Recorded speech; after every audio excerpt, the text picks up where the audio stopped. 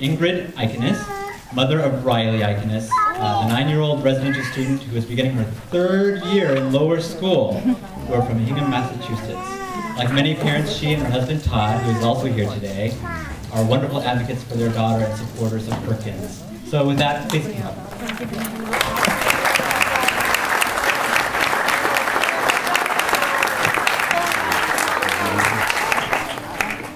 Thank you. As Rob said, I'm the proud mother of one of the yellers in the middle of the mat there. My name is Ingrid, and I thought that I would start out by telling you quickly about our summer vacation.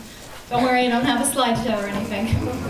I just wanted to tell you of our experience. We went on a family trip to visit my brother and his family down in North Carolina.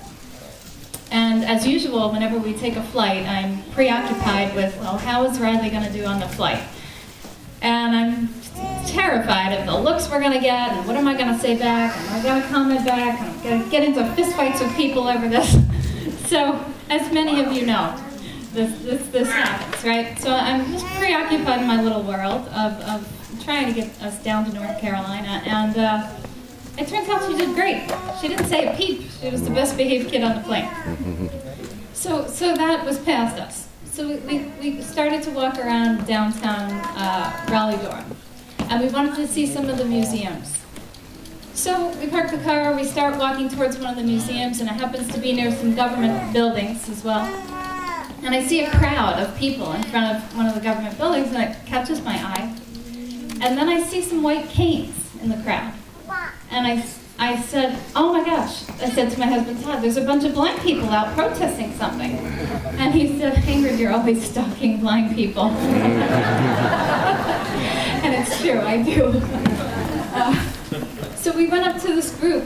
We got there, and I couldn't wait to ask them what they were protesting. It wasn't really obvious right away.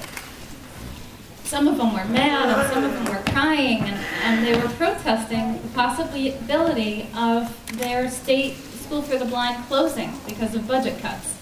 It's called the Governor Moorhead School in North Carolina. And I couldn't believe it. I just couldn't believe it. Of all the things to cut on a budget, why would you cut a blind school? I was outraged. And we stood with them for a while because I couldn't believe it, and I wanted to hear what they had to say. And I was so upset by it. And you know, here I was worried about Riley on the plane, and there are bigger issues going on. There's schools closing. You know, I couldn't believe if that happened to me, what would I do? So anyway, we went on and we looked at the museums and we enjoyed the day, but I really couldn't get that off my mind. It just made me so sad.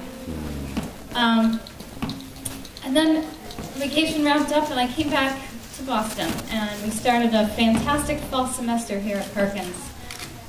And Riley is doing amazing here, and I just feel so grateful to have Perkins and to have this place that endures. It continues to endure, and we're improving. I mean, we're not only surviving during these times, but we're thriving.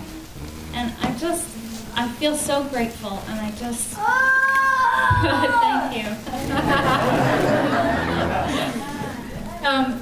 I was actually gushing recently to Ron Pear, as I tend to do, and we have a great relationship, and I was gushing and gushing about the staff and the teachers here, and he looked at me with a smile, and he said, finally, at the end of my gushing, he said, well, Ingrid, you are at the Cadillac of blind schools.